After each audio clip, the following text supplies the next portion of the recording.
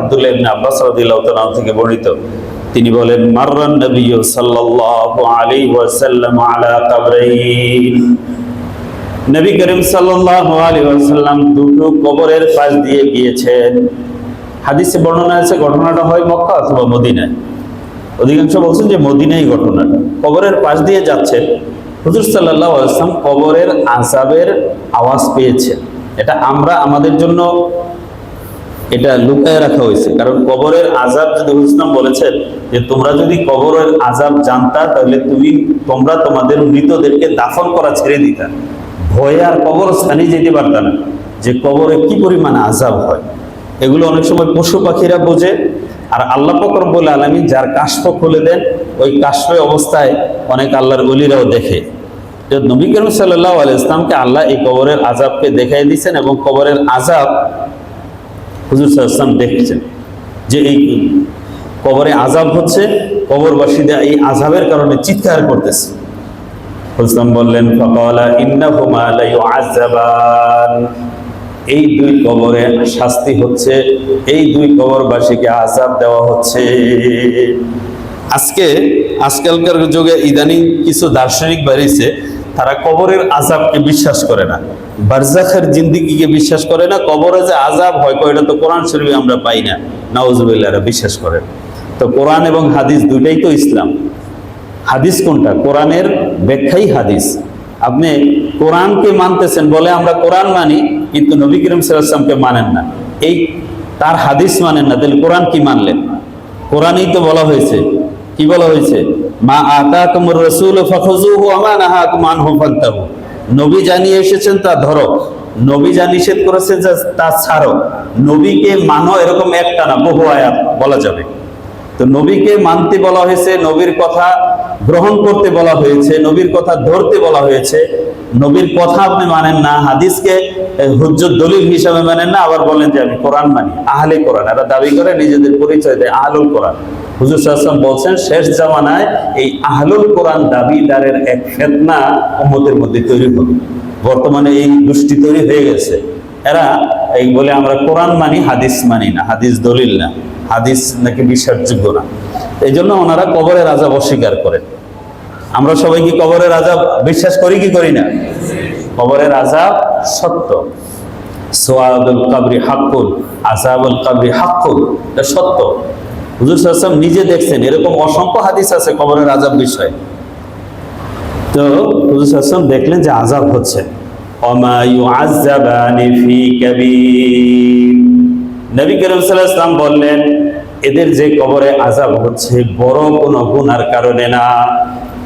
আমরা যে গুনাহকে বড় গুনাহ মনে করি, শিরকের মতো গুনাহ, বড় কবিরা গুনাহ, এরকম বড় কোনো গুনার কারণে না, বরং আমাদের দৃষ্টিতে যেগুলো আমরা ছোট মনে করি, এমন দুই কারণে দুইজনকে শাস্তি দেওয়া হচ্ছে। আম্মা হাযা ফাকানা লা ইস্তাতিরু মিন বাউলিহি, এই কবরের লোকটা সে পেশাব থেকে সতর্ক থাকতো না। পেশাব, নিজের পেশাবের ছিটা বা পেশাবের সময় আড়াল ব্যবহার করা, দূরত্ব বজায় রাখে, এগুলো করতো না। এই কারণে এই লোকের আযাব হচ্ছে। বর্তমানে অনেকে বলে চলেন নামাজ পড়ি, কয় না হুজুর কাপড় ঠিক নেই। আরে মুসলমানের কাপড় ঠিক নেই, এটা কেমন কথা?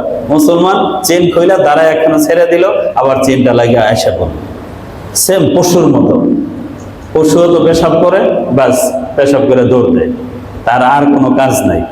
মুসলমান যদি এরকম হয়, তাহলে এটা পশুর সাথে আর মানুষের সাথে কি পার্থক্য? মুসলমানের ধর্ম তো পবিত্রতা। এই সামান্য ছিটা আর অসতর্কতার কারণে কবরে সবচেয়ে বেশি আযাব হয়। ইস্তানজিহু মিনাল বাউল ফাইন্না আম্মাত আযাবাল কবরি মিনহু, তোমরা পেশাবের ছিটা থেকে বেঁচে থাকো, কেন এই পেশাবের অসতর্কতার কারণে কবরের সবচেয়ে বেশি আযাব হয়। বেশি মানুষ কবরের শাস্তি পাবে এই পেশাবের অসতর্কতার কারণে। রাসূল বলেন, আম্মা হাযা ফাকানা লা ইস্তানজিহু মিনাল বাউল, কোন হাদিসে লা ইস্তানজিহু, কোন বর্ণনায় লা ইস্তাতিরু মিন বাউলিহি, সে পেশাব থেকে সতর্ক থাকতো না, এই জন্য এই লোকের আযাব হচ্ছে। ওয়া আম্মা হাযা ফাকানা ইয়ামশি বিন নামিমা, আর এই লোকটার কবরে আযাব হচ্ছে, এই লোকের অভ্যাস ছিল চগলখড়ি করা। চগলখড়ি কি, একজনের একটা কথা শুনছে, শুনে দৌড়ে গিয়ে তার কাছে লাগাই দিচ্ছে যে আপনারা তো এই কথা বলছে। নাউযুবিল্লাহি মিন যালিক। এরা ইসলামে, মুসলমান সমাজে একটা ক্যান্সার। মানুষ এই ইসলামী এগুলো, এই ব্যাপারে অন্যদের সময় হয়তো বিস্তারিত বলবো না, এইটার উপরেই আলাদা ওয়াজ করা যাবে। অসংখ্য আয়াত হাদিস আছে। হুজুর সাল্লাল্লাহু আলাইহি ওয়াসাল্লাম এগুলোকে, এই গীবতকারীদেরকে এবং যারা চগলখড়ি করে, বলছে চগলখড় জান্নাতে যাবে না। একজনে আরেকজনের মধ্যে ঝগড়া লাগাই দেয়, বিবাদ লাগাই দেয়। একজনে আড়ালে একটা কথা হয়তো বলে, সেই গিয়ে যখন আরেকভাবে উপস্থাপন করে, তার কিন্তু অর্থটা আরেক রকম দাঁড়ায়, তাই না? বা একজনের কথাবার্তা বলতে সে উপস্থিত নাই, হয়তো একটা কথা বলে ফেলছে, এটা যদি আপনি যে লাগাই দেন, তাহলে তো দুইজনের মধ্যে আগুন লাগাই দিলেন। ইমাম শাফি রহমাতুল্লাহ আলাইহির কাছে একজনে যায় বলতেছে, ভাই অমুকে তো আপনার নামে এই কথাটা বলছে। উনি বললেন যে দেখো, উনি আমার দিকে একটা বর্ষা মারছিল, সেই বর্ষাটা আমার গায়ে লাগে নাই, কিন্তু তুমি এটা দৈরাই না আমার কলিজায় ঢুকাই দিলা। তোমার কি দরকার ছিল এটা বলার? ওই লোকে যে বলছে এটা আমার গায়ে সেই বর্ষাটা লাগে নাই, কিন্তু তুমি এই না আমার এটাকে কলিজায় ঢুকাই দিলা। এই জন্য একজনে বলছে, বলবে, এটা হজম করতে হবে। আল মাজলিসু আল আমানা, মজলিস আমানত। একটা কথা হয়েছে দুই চারজনের মধ্যে, এই মজলিস আমানত, এই আমানতের খেয়ানত করা যাবে না, এই কথাটা আরেকজনের কাছে লাগানো যাবে না। আর বর্তমানে এই চগলখড়ি, গীবতটা একটা গীবাতের মতো মজার জিনিস হয়ে গেছে। আর এটা লাগাইলে, যে লাগাইছে না, দেখছো সে আমার খুব আপন কাছের মানুষ, আমার খুব এই খায়ের খালো হিতাকাঙ্ক্ষী মানুষ, নাইলে সেই কথাটা আমার কাছে বলতো, এই বইলা আমার খুব উপকার করছে, সে খুশি, আর এর প্রতি মনে মনে রাগ। অথচ এই যে একটা খারাপ লোক, সে আপনার কথা, তার কথা আপনার কাছে বলছে, আবার আপনার কথাও যে তার কাছে বলবে। এটা ইসলামে অত্যন্ত ঘৃণিত কাজ, অত্যন্ত নিন্দনীয় কাজ। এই কাজ থেকে আল্লাহ পাক আমাদের হেফাজত রাখেন, বলেন আমিন। গীবত করা খুবই মারাত্মক জিনিস। একজন একটা কথা বললে বরং কি করা, এটা চুপাইয়া রাখা। বরং দুইজনের মধ্যে ঝগড়া হলে ইসলামে বলছে তুমি একটু কথা একটু ঘুরাইয়া, বরং একটু মিথ্যা না, এটা ডাইরেক্ট মিথ্যা নয়, এটা বলে তাউরিয়া করে বরং পজিটিভ কথা বলবা। কি বলবা? যে আরে ভাই আপনি আমার নামে খালি এটা সেটা উল্টাপাল্টা কথা বলেন, আমি তো দেখছি সে আপনার জন্য দোয়া করে, সে তো আপনার নামে অনেক ভালো কথা বলে, আপনি এর ব্যাপারে খালি সবসময় উল্টাপাল্টা কথা বলেন। এই যে এবার বললাম, এই যে আমরা তো দোয়া করি না, অল মুমিনা, সমস্ত মুমিন মুমিনাতকে মাফ করে দেয়। এই কথাটাকে আপনি একটু পজিটিভলি নিয়ে, আমরা যখন সমস্ত মুমিনের জন্য দোয়া করছি, উনিও তো মুমিন, তাকে বলবেন, কি বলতে হবে, যে উনি তো আপনার জন্য দেখছি দোয়া করে, আপনার খুব প্রশংসা করে, আপনি কেন ওনার নামে বদনাম? এই যে মনটা কি হলো, একটু নরম হইল, আচ্ছা তাই নাকি, সে আমার নামে প্রশংসা করে, তার মনটা হালকা হইল। আবার তার ব্যাপারে আপনি এর কাছে এসে বলেন যে উনি তো আপনার ব্যাপারে খুব ভালো কথা বলছে, আপনি দেখি যে ওনার ব্যাপারে খুব রাগ, খুব হিংসা। এভাবে বলে বলে তুমি দুইজনকে যদি মিলাই দিতে পারো, এই দুইজনের মধ্যে মিলিয়ে দেওয়া এর চেয়ে বড় সওয়াব আর নাই, বলে সুবহানাল্লাহ। এটা হলো মুসলমানের বৈশিষ্ট্য, আরেকজনের মধ্যে মিল তৈরি করে দেওয়া। বরং আমাদের সমাজে কি, আরে দেখছি তোমার লাগে মুখে তর্ক হয়েছে, তর্ক ওই সময় কথা বলবে না, দূর থেকে খেয়াল করে পরে যায় বলবে, আরে দেখছো আমি শুনলাম তো আপনারা এত বড় বড় কথা বলছে, আপনি দেখে সহ্য করছেন, আমি হইলে কিন্তু সহ্য করতাম না, আমি হইলে একটা কিছু করে দিতাম। হ্যাঁ, এর মধ্যে আরেকটু আগুন জ্বালায় দেয়। আচ্ছা, যে কোনো ব্যাপারে দরকার হলে আমার বললেন, বুদ্ধি শুদ্ধি দিয়ে একটা মামলা নিয়ে বাছাই দিতে পারে না, ক্ষতি নিয়ে একটা করতে দিতে পারে, এই প্ল্যানটা করে। এই যে বদ চিন্তা, এই যে মানুষের যে অভাব করে, মানুষের অভাব, মানুষের দুরবস্থা, মানুষের টেনশন পেরেশানি তার আমলের কারণে হয়। যাহারাল ফাসাদু ফিল বারি ওয়াল বাহরি বিমা কাসাবাত আইদিন নাস। এই যে এই গরম, এই উত্তপ্ত, এই কি বলে, যেগুলো আমাদের জীবনে অশান্তি আছে, সবকিছু আমাদের নিজের কামাই। মানুষের রিজিকের ব্যবরকতির এটাও একটা বড় কারণ, যে তার ভিতরে দুষ্ট চিন্তা, মানুষের ক্ষতির চিন্তা, মানুষের বালাইয়ের চিন্তা না। এই সমস্ত চরিত্রের, স্বভাবের বা বৈশিষ্ট্যের মানুষগুলো বিভিন্ন পেরেশানিতে, রিজিকের কষ্টে, শারীরিক অসুস্থতায় ভোগে। হোমিও শাস্ত্রে একটা সোরা বলে একটা কথা আছে। এই সোরা জিনিসটা হলো, যার চিন্তার মধ্যে কুটিলতা আছে, এই সমস্ত ব্যক্তি অসুস্থ থাকে। এজন্য হোমিও শাস্ত্রে দেখবেন ডাক্তারের কাছে গেলে এইটা সেটা অনেক প্রশ্ন করে। এই প্রশ্ন তার চিকিৎসা রিলেটেড, তার স্বভাব চরিত্র, নেচার, বৈশিষ্ট্য, এগুলোর সাথে সম্পর্ক। যে মনের দিক থেকে উদার, মানুষকে ক্ষমা করে, মানুষকে ভালো চিন্তা করে, মানুষের উপকার করে, এই সমস্ত মানুষ শারীরিকভাবেও সুস্থ থাকে। যার মন ভালো তার শরীরও ভালো। আলা ইন্না ফিল জাসাদি মুদগা ইজা সালুহা সালুহাল জাসাদু কুল্লু ওয়া ইজা ফাসাদাত ফাসাদাল জাসাদু কুল্লু আলা হিয়াল কলব।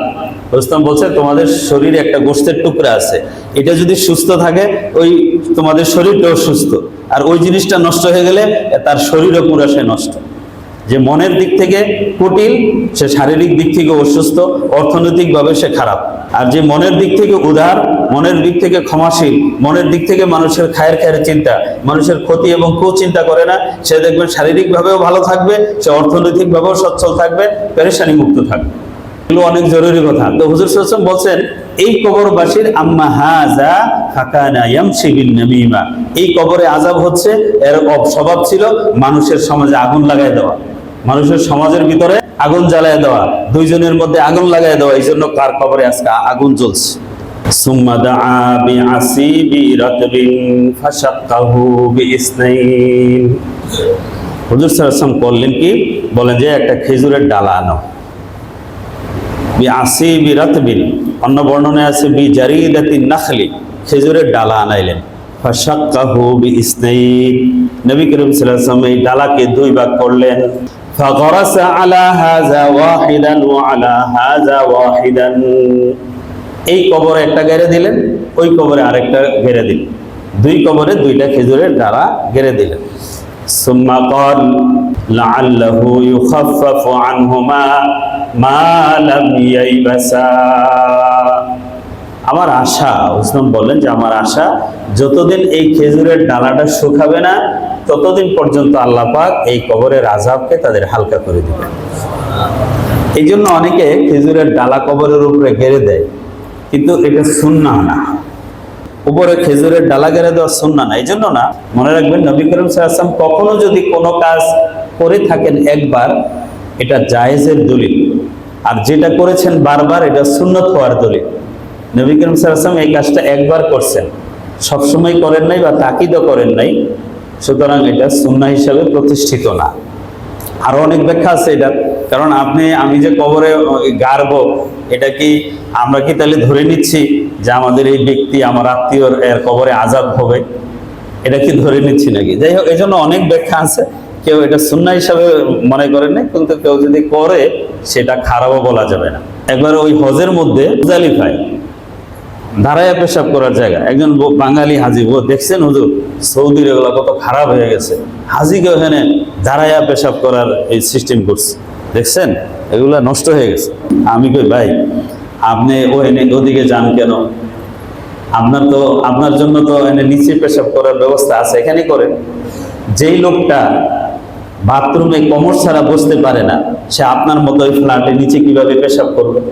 ওটা তো মাজুর ব্যক্তির জন্য করা হয়েছে। কেউ যদি মাজুর থাকে, বসতে না পারে, সে দাঁড়ায় এখানে পেশাব করবে। তা আপনার তো এখানে যাওয়ার দরকার নাই, আপনি এখানেই করেন। আপনি ওই মাজুর ব্যক্তির জন্য করা হয়েছে, ওইটারে না বুঝা আপনি পুরা সৌদি জাতি গোষ্ঠী দিলা এহরাম অবস্থায় বকা শুরু করছে। পরের লোকটা অবশ্য বুঝছে, কারণ যদি অনেক মাজুর আছে না, বয়স্ক মানুষ, এই পেশাবে বিকল্প ব্যবস্থাটা না থাকলে সে বসবে কিভাবে? তার তো হাঁটু বাঁকা করতে পারে না, তার জন্য দাঁড়াই করা উচিত, এই ব্যবস্থাটা থাকতে হবে না। তো না বুঝেই উনি বলা শুরু করছে। যাই হোক, তো কেন এটা হুজুর সাল্লাল্লাহু আলাইহি ওয়াসাল্লাম এক জায়গায় এরকম জায়গায় গেছেন, যাইয়া ওখানে হুজুর সাল্লাল্লাহু আলাইহি ওয়াসাল্লাম দাঁড়ায় এক জায়গায় পেশাব করছে। আতা সুবাতাতা কওমিন ফাবালা কাইমান, হুজুর সাল্লাল্লাহু আলাইহি ওয়াসাল্লাম এক ময়লাযুক্ত জায়গায় গেছেন, হুজুর সাল্লাল্লাহু আলাইহি ওয়াসাল্লাম সেখানে দাঁড়ায় পেশাব করছেন। কারণ কি, ওটা এমন একটা জায়গা ছিল, এখানে বসে পেশাব করলে নিজের শরীর নাপাক হয়ে যেত। এই জন্য হুজুর সাহেব সেখানে দাঁড়িয়ে পেশাব করছেন, এবং এটা একবারই করছেন জীবনে। তো যেহেতু একবার করছেন, এটা জায়েজ আছে ওজরের অবস্থায়। আর যেই কাজটা তিনি বারে বারে করছেন সেটা হলো কি সুন্নাহ। নবী করিম সাল্লাল্লাহু আলাইহি ওয়াসাল্লাম যেই কাজটা বারে বারে করেছেন, তাকিদ দিয়েছেন, এটা হলো সুন্নাহ। আর কখনো একবার করেছেন, এটা কি জায়েজ। যেমন ওয়াইল ইবনে হুজর রাদিয়াল্লাহু তাআলা থেকে একটা হাদিস বর্ণিত আছে যে আমি হুজুর সাল্লাল্লাহু আলাইহি ওয়াসাল্লামের পিছনে 21 দিন নামাজ পড়ছি। এই 21 দিন নামাজের মধ্যে আমি হুজুর সাল্লাল্লাহু আলাইহি ওয়াসাল্লামকে 3 ওয়াক্ত নামাজে আমিন জোরে বলতে দেখছি। আর বাকি এই 19 দিন এবং এই 3 বার ছাড়া বাকি সমস্ত নামাজে হুজুর সাল্লাল্লাহু আলাইহি ওয়াসাল্লাম আস্তে আমিন বলছেন, সূরা ফাতিহার পরে আমিন উচ্চ স্বরে বলেননি। তাহলে বলেন হুজুর সাল্লাল্লাহু আলাইহি ওয়াসাল্লাম যেটা 1-2 বার করছেন ওইটা সুন্নাহ, না সবসময় যেটা করছেন ওইটা সুন্নাহ? সবসময় হুজুর সাল্লাল্লাহু আমিন আস্তে বলেছেন, এই জন্য আস্তে বলা সুন্নাত। হ্যাঁ, কেউ যদি জোরে বলে এটা জায়েজ, এটাকে এই নাজায়েজ বলা যাবে না, কিন্তু সুন্নাহ না। সুন্নত আর জায়েজ বেশ কম আছে। জায়েজের মধ্যে হাদিসের মধ্যে যেই ধরেন দুধ আর স্বর, হাদিসটা হলো মহাসাগর, এই সাগরের মধ্যে ফেনা থেকে যে লবণ তোলে ওটা হলো কি সুন্নাহ। দুধ হইল হাদিস আর দুধের স্বরটা হলো কি সুন্নাহ। হাদিসের মধ্যে যেই হাদিসগুলো আমল হিসাবে নবী ও সাহাবে একরাম চর্চা করে আমলে অন্তর্ভুক্ত করেছেন, করার তাকিদ দিয়েছেন, না করলেন এটা ধমক দিয়েছেন, সেগুলো হলো সুন্নাহ। আর হুজুর সাল্লাল্লাহু আলাইহি ওয়াসাল্লাম বলেছেন আলাইকুম বিসুন্নতি ওয়া সুন্নাতিল খুলাফায়ে রাশিদিন, তোমাদের উপর জরুরি হলো আমার সুন্নত, খুলাফায়ে রাশিদিনের সুন্নত পালন করা জরুরি। কোথাও সারা দুনিয়া চ্যালেঞ্জ করে, আপনি যদি 1 বছরের চ্যালেঞ্জ দিই যে 1 বছর সময় দিলাম, না সারা জিন্দেগি সময় দিলাম, খুঁজে বের করেন নবী কোথাও বলছেন যে তোমরা আমার হাদিস মানো? কোথাও বলেন? যেখানেই বলছেন আলাইকুম বিসুন্নতি, তোমরা আমার সুন্নতকে মানো, আমার সুন্নাহকে অনুসরণ করো, আমার হাদিস মানো, এই কথা নবী কোথাও বলেন নাই। বলছেন কি আমার সুন্নাহ মানো। এই জন্য দেখবেন হাদিস, বাংলা হাদিস নিয়ে একটা হাদিস নিয়ে ওই বগল তলে হাদিস নিয়ে এই হাদিস নিয়ে একটা ফতোয়া দেওয়া শুরু করে, আমি হাদিসই পাইছি বাংলা। আরে তুমি এই হাদিসে পাইছো, এই হাদিস কি নাসেখ না মনসুখ? এরকম বহু হাদিস হাদিসের কিতাবে আছে, যেটা এক সময় আমল ছিল, পরে নবী আবার নিষেধ করছেন, আরেক হাদিসে এটা করতে নবী নিষেধ করছেন। এখন তুমি তো আবার ওইটা জানো না, এক বাংলা হাদিস নিয়ে ফতোয়া দেওয়া শুরু করছে। কোনটা হাদিস কোনটা সুন্নাহ এটা বুঝবে, তারাই বুঝবে যারা হাদিস বিশারদ, যারা আলেম, যারা কোনটা আগে বলছেন। হুজুর সাল্লাল্লাহু আলাইহি ওয়াসাল্লাম 23 বছরে ইসলাম আসছে, একটা মক্কি জিন্দিগির একটা হাদিস মদিনার জিন্দিগি এসে এটা আবার নিষেধ করে দিয়েছেন। এখন তুমি ওই নিষেধের হাদিসটা জানো না, তুমি ওই আগের হাদিসটা লিয়ে ফতোয়া দিতেছো যে এটা তো হাদিসে আমি পাইছি, আমরা তো আহলে হাদিস। কোথাও নবী করিম সাল্লাল্লাহু আলাইহি ওয়াসাল্লাম বলেন নাই যে তোমরা হাদিসওয়ালা হও, হুজুর সাল্লাল্লাহু আলাইহি ওয়াসাল্লাম বলেছেন তোমরা সুন্নাহ মানো। এই জন্য সুন্নাহকে বুঝতে হবে। যাই হোক, এটা আমার আলোচনার প্রসঙ্গ না, আলোচনা এসে গেছে বললাম। ইনশাআল্লাহ আরো এই বিষয়ে আরো জরুরি অনেক কথা আছে। আগামী সপ্তাহে ইনশাআল্লাহ পবিত্রতার বিষয়ে, ওযুর বিষয়ে এবং ইসলামের 10টি ফিতরি সুন্নত আছে, সেগুলো বিষয়ে ইনশাআল্লাহ আরো অনেক কথা রয়ে গেছে। আগামী সপ্তাহে আলোচনা করব। আল্লাহ তৌফিক দান করেন, আমিন।